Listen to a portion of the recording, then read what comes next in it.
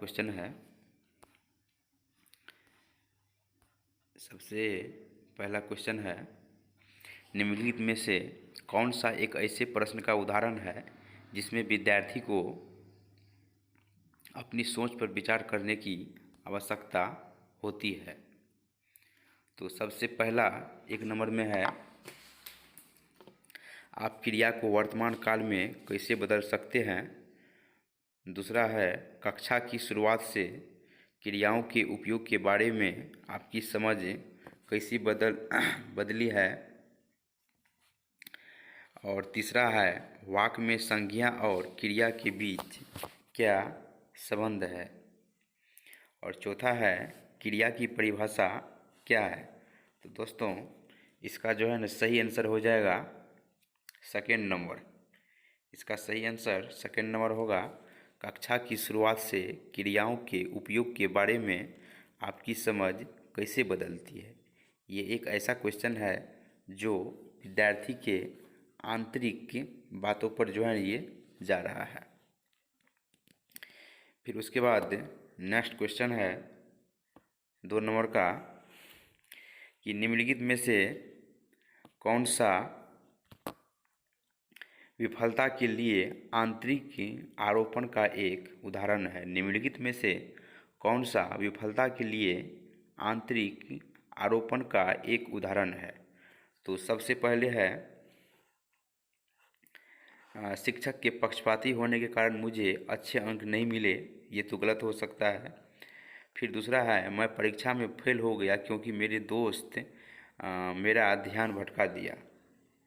और तीसरा है, मुझे निम्न ग्रेड प्राप्त हुआ क्योंकि शिक्षक कठोर तरीके से आंकते हैं।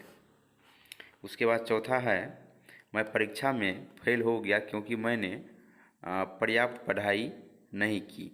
दोस्तों तो इसका सही आंसर हो जाएगा 4 नंबर। ये 4 नंबर इसका सही आंसर है कि मैं परीक्षा में फेल हो गया क्योंकि मैंने पर्याप्त पढ़ाई नहीं की। ये इसका एक आंतरिक से जो है ना, ये अंदर से जो है ना एक क्वेश्चन स्टूडेंट के अंदर से जो है निकल रहा है। फिर उसके बाद नेक्स्ट क्वेश्चन है, निम्नलिखित कथनों को पढ़िए तथा सही विकल्प का चयन कीजिए। तो इसमें देखिए अभी कथन है, बहुत कम उम्र में दुनिया भर में अधिकांश संस्कृतियों में लड़कियां गुड़िया को खिलौने के रूप में चुनती है, जबकि लड़के कारों के साथ खेलना पसंद करते हैं। अभी कथन ये है। फिर कारण है, बच्चे किसी विशेष संस्कृति की अपेक्षाओं के आधार पर एक लड़के या लड़की के लिए क्या उपयुक्त माना जाता है, इसके बारे में जानकारी व्यवस्थित करते हैं और उसके अनुसार व्यवहार करते हैं। तो यहाँ पर जो है अभी कथन को सही करना है। ए में है, ए और आर दोनों सही है, परंतु आर ए की सही व्याख्या नहीं है। दूसरा है, ए सही है परंतु आर गलत है। तीसरा है, ए और आर दोनों गलत है। चौथा है, ए और आर दोनों सही है तथा आर ए की सही व्याख्या है। दोस्तों इसका सही आंसर हो जाएगा 3 नंबर का सही आंसर हो जाएगा 4 नंबर 4। ए और आर दोनों सही है तथा आर ए की सही व्याख्या है। फिर उसके बाद नेक्स्ट क्वेश्चन है, किस आयु में बच्चे शब्दों के खेल में शामिल हो सकते हैं और ऐसे चुटकुलों और पहेलियों को पसंद कर सकते हैं जिनमें शब्दों का खेल शामिल हो। तो पहला है 3 वर्ष, दूसरा है 7 वर्ष, तीसरा है 12 वर्ष और चौथा है 1 वर्ष। तो दोस्तों इसका सही आंसर हो जाएगा 7 वर्ष। इसका सही आंसर हो जाएगा 7 वर्ष। 7 वर्ष में बच्चों शब्दों के खेल के में जो है शामिल हो सकता है और उसके बुद्धि लब्धि जो है थोड़ा ज़्यादा जो है बढ़ जाता है और अक्षर को वह पहचान सकता है। फिर उसके बाद 5 नंबर का क्वेश्चन है, केरल गिलगन ने कोहलबर्ग के नैतिक विकास के सिद्धांत की आलोचना की है। तो सबसे पहले है, आनुवांशिक कारकों के पर्याप्त महत्व न देने पर। दूसरा है, केस अध्ययन को अनुसंधान पद्धति के रूप में। तीसरा है, सामाजिक संज्ञानात्मक दृष्टिकोण से। और चौथा है, नारीवादी दृष्टिकोण से। तो इसका सही आंसर हो जाएगा 4 नंबर। इसका सही आंसर हो जाएगा 4 नंबर, नारीवादी दृष्टिकोण से कोहलबर्ग ने नैतिक विकास के सिद्धांत की आलोचना की है। फिर उसके बाद 6 नंबर का क्वेश्चन है, 6 नंबर में है, अधिगम के लिए आकलन का मुख्य लक्ष्य क्या है। अधिगम के लिए आकलन का मुख्य लक्ष्य क्या है। सबसे पहले है, विद्यार्थियों को प्रतिपुष्टि प्रदान करना जिसका उपयोग उनके अधिगम में सुधार के लिए किया जा सकता है। दूसरा है, विद्यार्थियों के प्रदर्शन की तुलना एक मानक या तय पैमाने से करना। तीसरा है, उन विद्यार्थियों की पहचान करना जिन्हें धीमे सीखने वाले के रूप में वर्गीकृत किया जा सकता है। चौथा है, विद्यार्थियों के प्रदर्शन का मूल्यांकन करना और ग्रेड देना। हाँ, तो ये 4 नंबर का तो गलत है ही, तो इसका सही आंसर हो जाएगा 1 नंबर। इसका सही आंसर हो जाएगा 1 नंबर, 1 नंबर। विद्यार्थियों को प्रतिपुष्टि प्रदान करना जिसका उपयोग उनके अधिगम में सुधार के लिए किया जा सकता है। तो यही इसका सही आंसर है। फिर उसके बाद नेक्स्ट क्वेश्चन पर जाएंगे।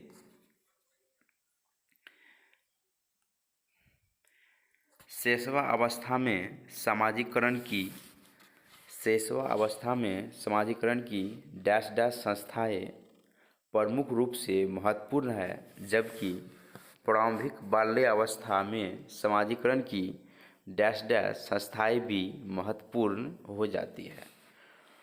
तो यहाँ पर जो है ना 2 रिक्त स्थान है, तो 2 रिक्त स्थान में जो है ना कौन सा ये सही होगा आपको जो है ना सेलेक्ट करना है। तो पहले देखिए, माध्यमिक और प्राथमिक। फिर दूसरा है माध्यमिक तृतीयक। फिर तीसरा है तृतीयक और माध्यमिक। चौथा है प्राथमिक और माध्यमिक। तो इसका सही आंसर हो जाएगा दोस्तों 4 नंबर। इसका सही आंसर हो जाएगा 4 नंबर, प्राथमिक और माध्यमिक। तो यहाँ हम लोग प्राथमिक भर देंगे और यहाँ पर हम लोग भर देंगे माध्यमिक। शिशुवावस्था में समाजीकरण की प्राथमिक संस्थाएं और समाजीकरण की माध्यमिक संस्थाएं भी महत्वपूर्ण हो जाती है। उसके बाद नेक्स्ट क्वेश्चन है 8 का, डिस्ग्राफिया। डिस्ग्राफिया क्या है। पहला नंबर में है, एक तांत्रिकीय विकार है जिसकी विशेषता अक्षरों और आकारों को बनाने में कठिनाई है। दूसरा है, एक मनोवैज्ञानिक विकार है जिसकी विशेषताएं ध्यान का अभाव और आवेगशील व्यवहार है।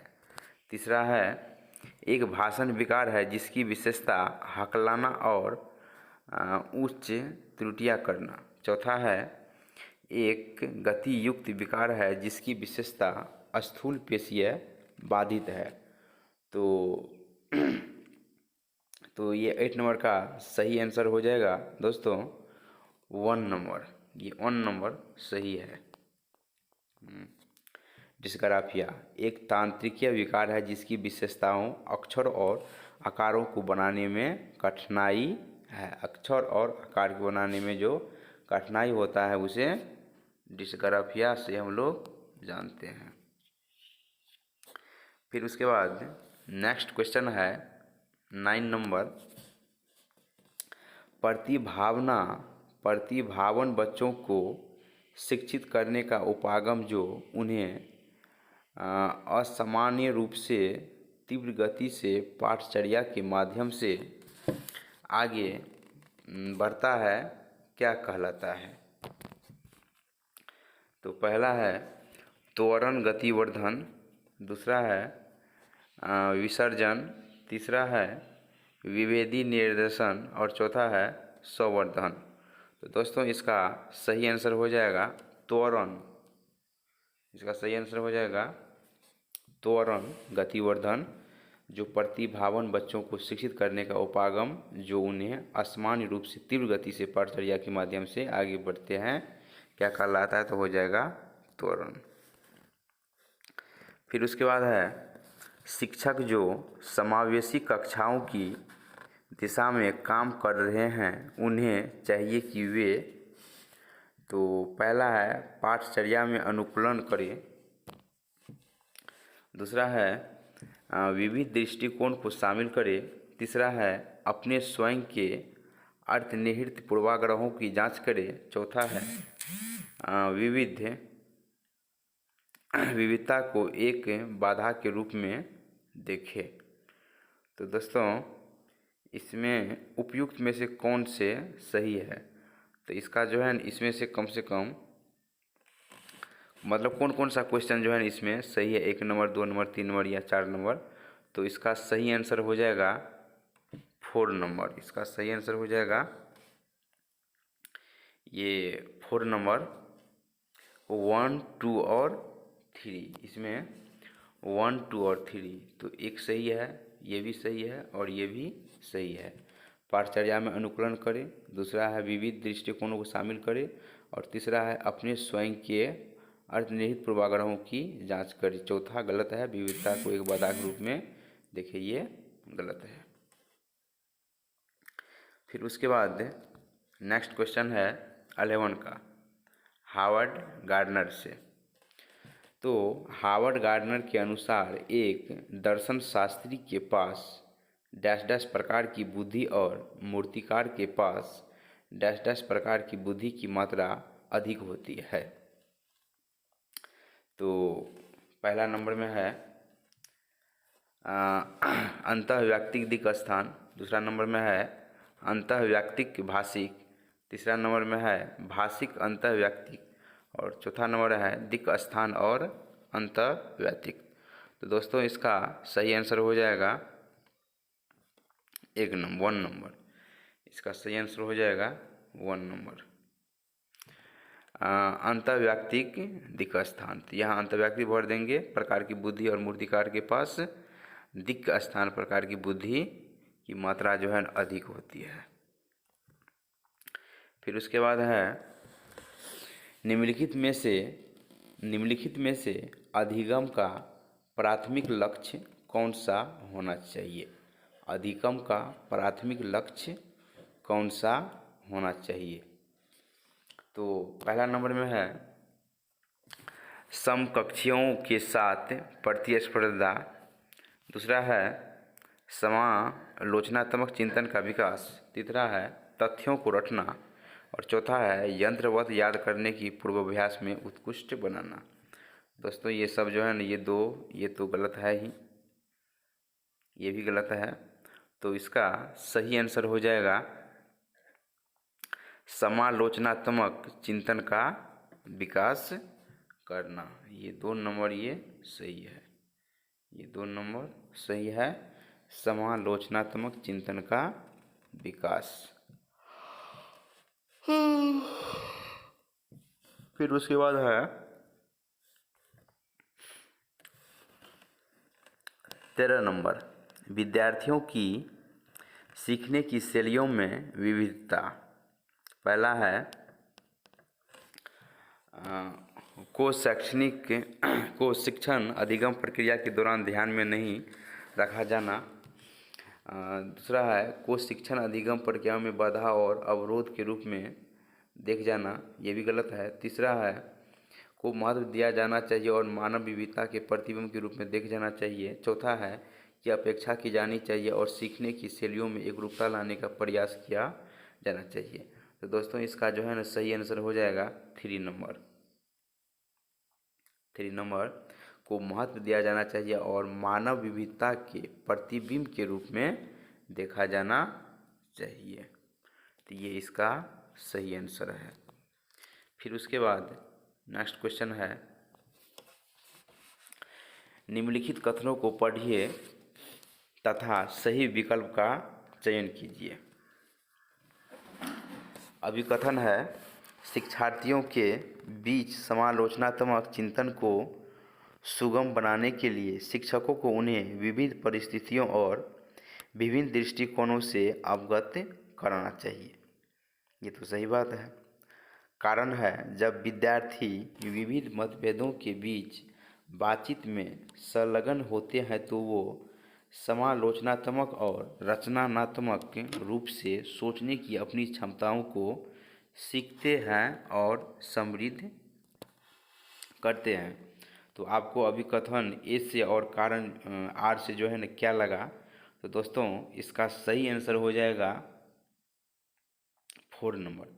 इसका सही आंसर हो जाएगा 4 नंबर, जिसमें ए और आर दोनों सही है तथा आर ए की सही व्याख्या है। तो अभिकथन भी जो है ना सही है, ये अभिकथन भी जो है ना सही है और ये कारण भी जो है ना दोनों सही है। इसलिए इसका जो है ना करेक्ट ऑप्शन ये 4 नंबर का हो जाएगा। फिर उसके बाद नेक्स्ट क्वेश्चन है, बच्चे सबसे प्रभावी ढंग से तब सीखते हैं यदि कोई अवधारणा जटिल से सरल की ओर बढ़ती है। ये भी गलत होगा। तर्क संघर्ष से अनुभवजन्य की ओर बढ़ती है। ये भी गलत होगा। समान से विशिष्ट की ओर बढ़ती है। और 4 है, अमूर्त से मूर्त की ओर बढ़ती है। तो कोई भी बच्चे को जो है ना हम लोग जटिल से सरल की ओर जो है नहीं सिखा सकते हैं, सरल से जटिल की ओर जो है सिखा सकते हैं। तो ये तो गलत है ही। फिर दूसरा ये भी गलत है। इसका सही आंसर हो जाएगा 3 नंबर। तो इसका सही आंसर हो जाएगा 3 नंबर 3। जब भी अगर किसी बच्चों को जो है ना अगर हम लोग सिखाएंगे तो उसे पहले एक आसान तरीक़ा से जो है आसान से आसान चीज़ देंगे, फिर धीरे धीरे जो है ना विशिष्ट की ओर बाहरी की ओर जाएंगे। फिर उसके बाद 16 नंबर में है, लेव वाइगोस्की के अनुसार डैश डैश बच्चों के संकल्पनात्मक योग्यताओं के विकास में महत्वपूर्ण भूमिका निभाता है। यह है सामाजिक अलगाव, बी है मानकीकृत पाठ्यक्रम, सी है मूर्त पुरस्कार और 4 है सहकर्मी सहयोग। तो दोस्तों वाइगोस्की से जो है ना ये क्वेश्चन आया है। तो वाइगोस्की का जब भी जो है ना कोई क्वेश्चन आए तो इसका सही आंसर हो जाएगा सहकर्मी सहयोग। ठीक है, सहयोग करने की बात जो है ये अधिक से अधिक मात्रा में जो है बताया गया है। यहाँ सामाजिक अलगाव है, ये नहीं होगा। मूर्त पुरस्कार ये सब नहीं है, ये सब जो है ना रंग है। तो सहकर्मी सहयोग ये इसका सही आंसर हो जाएगा। फिर उसके बाद है फिर लेव वाइगोस्की से, लेव वाइगोस्की, जीन पियाजे, ये सब जो है ना हर एक बार जो है पूछा जाता है, इसलिए ये इसके सभी में जो है थोड़ा थोड़ा अंतर है। इसलिए सभी को अपने माइंड में पहले सेट कर लीजिए। हाँ, उसके बाद ये क्वेश्चन कोई भी नहीं छूटेगा। लेव वाइगोस्की के सिद्धांत के अनुसार आंतरिक वाक्य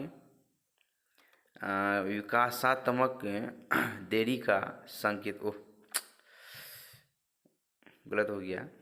17 नंबर क्वेश्चन है, लेव वाइगोस्की के सिद्धांत के अनुसार आंतरिक वाक्य, इसका जो है सही आंसर क्या होगा? तो पहला है विकासात्मक देरी का संकेत, ये तो नहीं हो सकता है।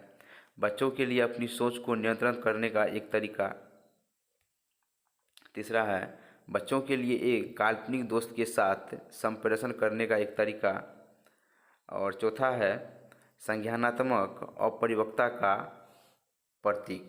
तो दोस्तों इसका जो है ना सही आंसर हो जाएगा सेकेंड नंबर। इसका सही आंसर हो जाएगा सेकेंड नंबर। बच्चों के लिए अपनी सोच को नियंत्रण करने का एक तरीका है। लेव वाइगोस्की के सिद्धांत के अनुसार आंतरिक वाक्य क्या है? बच्चों के लिए अपनी सोच को नियंत्रण करने के लिए एक तरीका है। फिर उसके बाद 18 नंबर में है, 4 वर्ष की अर्पणा कहती है कि एक बटन जिंदा है। हाँ, एक बटन जिंदा है क्योंकि यह उनकी शर्ट को एक साथ बांधने में मदद करता है। छोटा सा बच्चा है। जीन पियाजे के अनुसार उसकी सोच की विशेषता है। तो जीन पियाजे के अनुसार जो है क्या होना चाहिए? पहला है केंद्रीयन, दूसरा है परिकल्पित निगमनात्मक चिंतन, तीसरा है पारगमनात्मक तर्क और चौथा है जीववादी चिंतन। तो इसका सही आंसर हो जाएगा जीववादी चिंतन, क्योंकि बच्चों को लगता है उसका शर्ट का बटन जो है जिंदा है, इसलिए जो है एक दूसरे से पकड़ करके जो है एक दूसरे को रखता है। उसके बाद 19 का क्वेश्चन है, निम्नलिखित में से स्वलीनता वाले विद्यार्थी की विशिष्ट विशेषता कौन सी है? स्वलीनता मतलब अपने आप में जो है लीन है, कोई चीज़ में जो है लीन है। तो सबसे पहले है बार बार दोहरावा और आवृत्ति व्यवहार।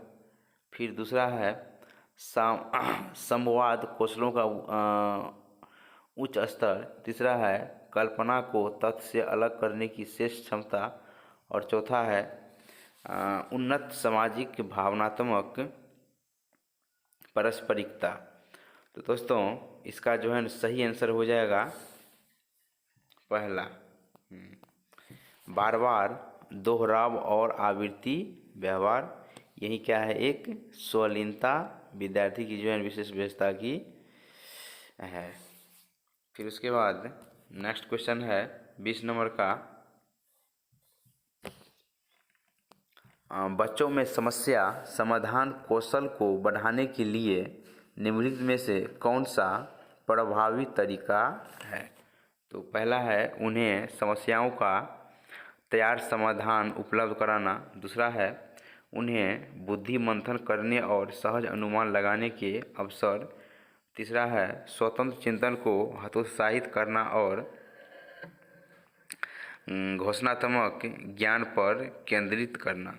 चौथा है कठिन समस्याओं से बचने के लिए उन्हें प्रोत्साहित करना। तो दोस्तों इसका सही आंसर हो जाएगा उन्हें बुद्धि मंथन करने और सहज अनुमान लगाने का अवसर देना। कहीं भी अगर जो है अवसर देना, इस तरह से जो है अगर वर्ड्स जो है कोई शब्द लिखा रहेगा तो समझिए वह जो है ना पॉजिटिव शब्द है। फिर उसके बाद क्वेश्चन है, निम्नलिखित कथनों को पढ़िए तथा सही विकल्प का चयन कीजिए। तो अभिकथन ये है, शिक्षकों को सार्थक वातावरण बनाना चाहिए जिसमें सभी बच्चों की सक्रिय भागीदारी और संलग्नता हो। विद्यार्थी एक दूसरे में लगन रहना चाहिए। तो ये तो बात सही है। फिर कारण है सभी बच्चे आंतरिक रूप से सीखने के लिए प्रेरित होती है और सीखने में सक्षम होते हैं। ये भी पॉजिटिव बात है। तो अभिकथन ये भी सही है और कारण आर भी सही है। तो इसका सही आंसर हो जाएगा 4 नंबर। ए और आर दोनों सही है। हाँ, आर ए की सही व्याख्या है। फिर उसके बाद अनुभवात्मक अधिगम किस पर बल देता है? अनुभवात्मक अभिगम जो होता है फीलिंग अनुभव। तो पहला है आलोचनात्मक प्रतिबिंबन के महत्व पर। दूसरा है एक प्रक्रिया के बजाय अधिगम को एक उत्पाद के रूप में देखना। तीसरा है बच्चों के अधिगम पर शिक्षक के नियंत्रण पर। तीसरा है सीखने में पुनर्वलन की भूमिका पर। तो दोस्तों इसका सही आंसर हो जाएगा आलोचनात्मक प्रतिभवन के महत्व देने पर। तो ये इसका 1 नंबर का जो है ना ये सही है, 1 नंबर सही है। फिर उसके बाद 23 नंबर का क्वेश्चन है, निम्नलिखित में से कौन सी प्रक्रिया अधिगम के दौरान योगदान नहीं देती है। तो ये नेगेटिव क्वेश्चन है, तो हमेशा नेगेटिव क्वेश्चन को जो है ना ध्यान में रखना है। नहीं लिखा है तो उसका आंसर भी क्या होगा, नेगेटिव ही होगा। ऐसे क्वेश्चन विद्यार्थी को बहुत गुमराह जो है ना कर जाता है। तो कौन सा इसमें नेगेटिव है, पहला है वैचारिकता, दूसरा है गैर प्रासंगिकरण, तीसरा है संगठन और चौथा है वर्गीकरण। तो इसमें आपको जो है ना कौन सा नेगेटिव वर्ड लग रहा है। तो गैर जब भी रहेगा तो ये जो है एक नेगेटिव वर्ड है, तो इसका सही आंसर हो जाएगा गैर प्रासंगिकरण। फिर उसके बाद नेक्स्ट क्वेश्चन है, निम्नलिखित कथनों को पढ़िए तथा सही विकल्प का चयन कीजिए। फिर ये बार बार अभिकथन वाला क्वेश्चन आ रहा है और ज़्यादा है। तो कथन ये है, शिक्षकों और साथियों जैसी अधिक जानकारी अन्य लोगों के साथ बातचीत शिक्षार्थियों को उनकी समझ और कौशल विकसित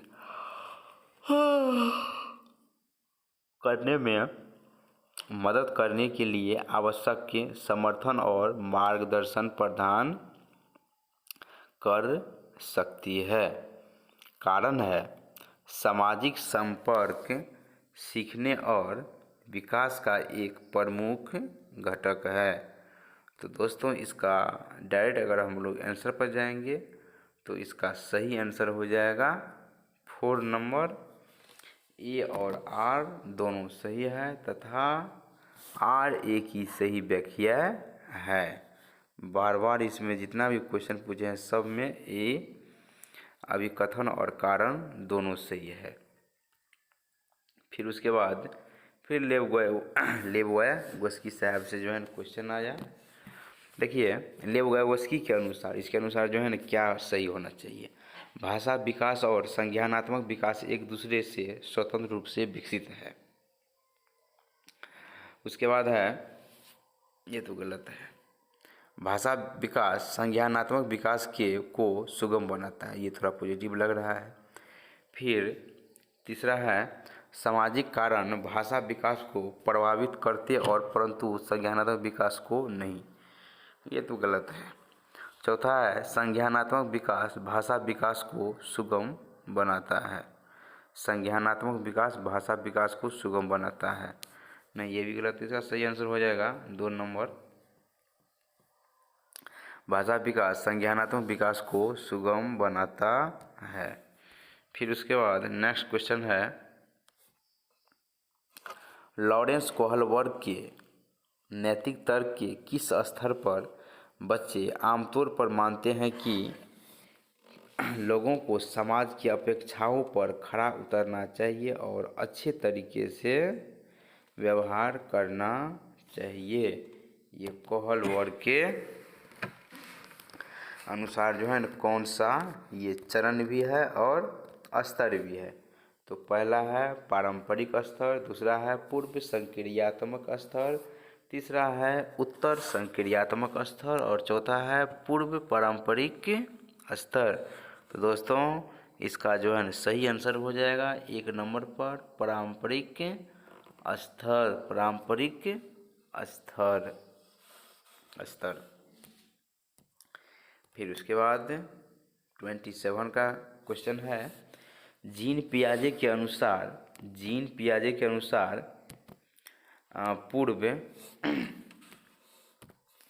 पूर्व संक्रियात्मक चिंतन की मुख्य विशेषताओं में से एक डैश डैश है जो किसी स्थिति के एक पहलू पर ध्यान केंद्रित करने की उपेक्षा करने की प्रवृत्ति संदर्भित करता है। तो इसका सही आंसर हो